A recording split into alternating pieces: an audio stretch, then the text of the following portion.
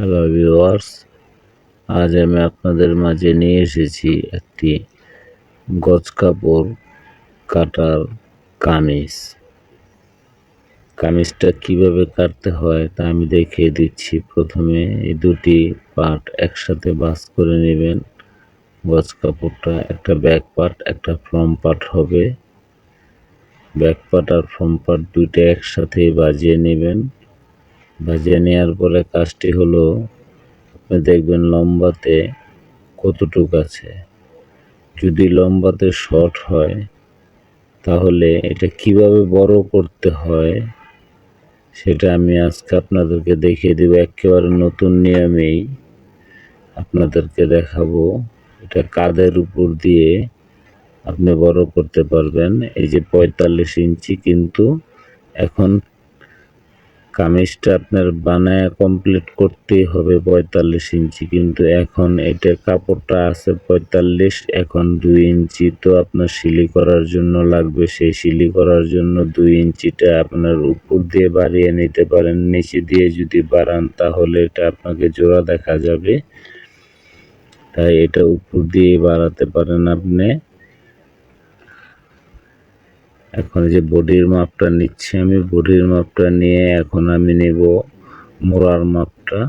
মোড়ার মাপটা নিয়ে তারপর আমি কোমরের যে হিপের মাপটা বলে সেই হিপের মাপটা আমি নেব। হিপের মাপটা আপনারা দেখবেন কিভাবে আমি মাপটা নেই। একেবারে কোমরের এখান থেকে এখন এই যে হিপের মাপটা কতটুক ফাড়াটা হবে সেই ফাড়াটার জন্য আমি মাপ নিয়ে নিচ্ছি। যার যতটুকু পরিমাণ ততটুকু নিতে পারে।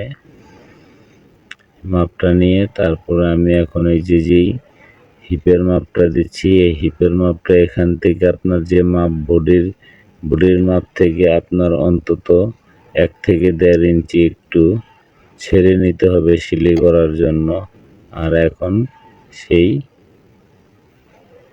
মোড়ার থেকে হিপের মাপের মাঝামাঝি আপনার পেটের যে মাপটা সেটা নিয়ে নেবেন শেপ দেওয়ার জন্য। এটা সম্পূর্ণ শেপের মাপ।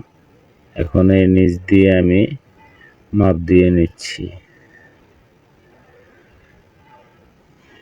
মাপের পরে এখন আমি স্কেল দিয়ে এটা আমি বসিয়ে কেটে নেব শেপটা দিয়ে। এখন আপনি স্কেলটা হিপের পর থেকে এইভাবে উল্টিয়ে নেবেন। উল্টিয়ে নিয়ে আপনি স্কেলটাকে দাগ দিবেন, তাহলে আপনার শেপটা খুব ভালো আসবে। যদি শেপটা ভালো পেতে চান তাহলে স্কেলটাকে অবশ্যই উল্টিয়ে নেবেন। এটা অনেক মানুষই জানে না যে এই শেপটা কিভাবে দিলে শেপটা সুন্দর আসবে। অনেকেই জানে না এই শেপটা দেওয়ার জন্য যে স্কেলটা উল্টিয়ে নিতে হয়, সেটা অনেক মানুষেরই জানা নেই। এখন এই হিপের এখানে আমি একটা কেঁচা দিয়ে নেব, আর মাঝের যে ইটার শেপটার এখানে একটা কেঁচা দিয়ে নেব। নিয়ে এখন আমি যে উপরের পাটটা, যেই কারণে আমার ভিডিওটা করা, আমি ভিডিওটা করেছি একমাত্র এই কারণে, এটা একেবারে নতুন নিয়ম যে কাঁধের উপর দিয়ে আপনি কাপড় কেটে বড় করে নিতে পারেন। সেটাই আজকে আপনাদেরকে আমি দেখিয়ে দিচ্ছি কিভাবে যেটা বড় করবেন। এই যে এখন আমি কেটে নিলাম একটা কাগজের ফর্মা দিয়ে। এটা আপনারা ইচ্ছা করলে পারেন। উপর দিয়ে যদি এটা বড় করে নেন তাহলে আপনার এই কামিজটা আর জোড়া দেখা যাবে না। এই যে এখন আমি দেখেন আপনাদেরকে দেখিয়ে দিচ্ছি, এই ১ ইঞ্চি পরিমাণ বড় কাটতে হবে।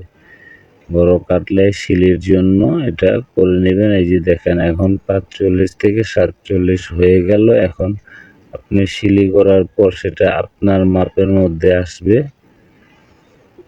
এখন আমি এটার কাজটা কমপ্লিট করে ফেললাম। এখন কামিজটা শেষ। এখন হাতাটা কিভাবে কাটতে হয় সেটাও আমি আপনাদেরকে দেখিয়ে দিচ্ছি। হাতাটা একটা জোড়া পড়বে, এটা অবশ্যই পরতেই পারে, কারণ গজ কাপড়ের কাপড়টা তো পানায় কম থাকে, সেই জন্য মনে করেন যে একটু জোড়া দিয়ে নিতে হয়। এখন এই যে এইখান থেকে আমি কেটে নিলাম। আপনার যদি 16 ইঞ্চি হাতাটা নিতে হয় তাহলে আর 2 ইঞ্চি বাড়িয়ে নেবেন, 2 ইঞ্চি সিলি করার জন্য 18 ইঞ্চি কাটবেন। এটা হাতা যার যে পরিমাণ মতো নিতে পারেন আপনারা, এটাতে কোনো সমস্যা নেই। আপনার যে পরিমাণের প্রয়োজন তার থেকে 2 ইঞ্চি বাড়িয়ে নেবেন। 2 ইঞ্চি বাড়িয়ে নিলে আপনার সিলি করার পর কমপ্লিটের পরে আপনার ওই মাপে চলে আসবে।